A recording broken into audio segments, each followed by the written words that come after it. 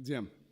सबसे पहले तो मैं एक डॉक्टर होने के नाते आगरा में आपका हार्दिक स्वागत करती हूँ कि इतना ज्ञान है आपको कि आपने सभी धर्मों की किताबों का अध्ययन किया। मेरा नाम डॉक्टर R.K. वर्मा है। यहाँ पे मैं वर्मा नर्सिंग होम के नाम से अपना नर्सिंग होम चलाती हूँ और ये हॉल जो है मेरे पतिदेव की देन है। जब वो मेयर थे आगरा के तो उस समय उन्होंने बनवाया था। आज जो जिसमें इतने लोग यहाँ सब बैठे हुए हैं।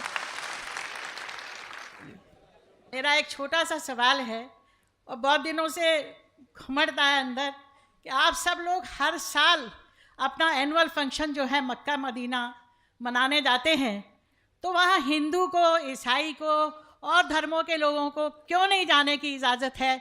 जैसे आप लोग जाते हैं, क्या हम लोग नहीं जा सकते वहाँ पे? वो हमारे लिए भी तो एक तीर्थ स्थल है।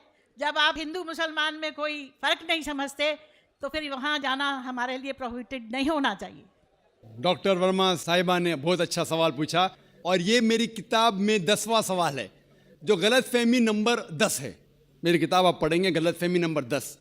और डॉक्टर साहिबा ने बहुत सही फरमाया कि अगर हम आलमी भाईचारे में मानते हैं तो सिर्फ मुसलमान को क्यों इजाज़त है मक्का और मदीना में जाने की, गैर मुस्लिम हिंदू और सिख और ईसाई को क्यों इजाज़त नहीं है? बहुत अहम सवाल। इसका जवाब है कि हर देश के अपने अपने रूल्स और रेगुलेशन होते हैं।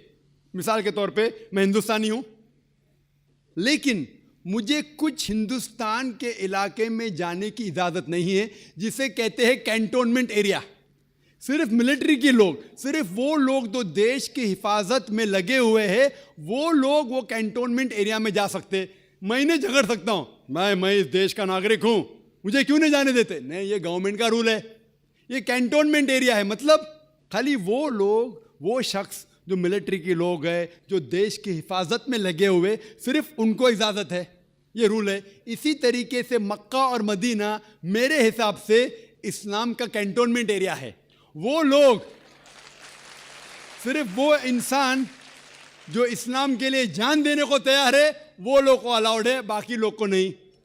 हम मानते हैं कि सब इंसान हमारे भाई है, भाईचारा के अंदर वो इंसानी भाई है, उसका हम एतराज़ नहीं करते, लेकिन सिर्फ वो भाई लोग अलाउड है जो इस्लाम के लिए जान देने को तैयार है। और एक इसका जवाब है कि जब भी आप कोई मुल्क में जाते हैं उसके लिए आपको वीज़ा लेने पड़ता है, वीज़ा। और सबसे डिफ़िकल्ट है अमेरिका का वीज़ा, खुसूसन 11 सितंबर के बाद। 50 सवाल पूछते। जब मैं सिंगापुर में पहली बार गया था, वहाँ इमिग्रेशन फॉर्म पे लिखा था कि डेथ टू ड्रग ट्रैफिकर्स, जो भी ड्रग से पकड़ा गया उसे सजाए मौत। अगर मुझे सिंगापुर में जाना है तो मुझे ये तस्लीम करना पड़ेगा कि अगर मेरे पास ड्रग्स है तो मुझे सजाए मौत होंगी। मैंने कैसे सजाए मौत, इतना खतरनाक सजा नहीं मानते तो सिंगापुर में आना ममनू।